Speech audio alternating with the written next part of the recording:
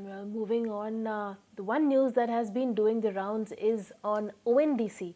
My colleague Aishwarya Patil caught up with the Chief Business Officer of ONDC, Shirish Joshi, on how this incentive might come into play, and the open network for digital commerce is here to drive democratization. Here's an excerpt. Provided that incentive to kickstart the initiative. Now that it has its own momentum, we never intended to fund it forever. So the purpose of ONDC is not to fund transactions, because that's artificial and not sustainable. But this is only, think of it like the initial spark to get things going, and now it should carry on a momentum of its own. So we have capped it, so we still want to continue seeding it for a bit, but it's not going to be unlimited, and it doesn't need to be. So, can you actually elaborate on the change of capping that has been done on the seller side? So what we've done is that the delivery that we were offering, it was earlier uncapped, and now we've capped it at 50 orders per day per seller, so that one seller is not sending 5,000 orders, because you don't need to go to that extent to prove that the network works. Right? Once one seller has 50 orders in a day, you've demonstrated that you're getting orders. So we've capped it at there, and this is something we've been doing from the beginning.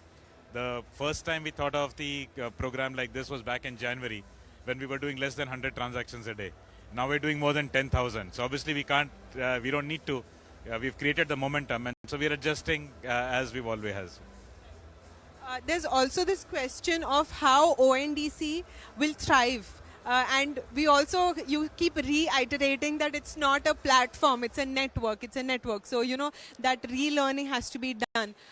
In a way, if you had to define ONDC for a layman and somebody who has never actually gone onto the buyer or the seller app to see what it's like, what it looks and feels like, how would you define it in the most simplest of terms?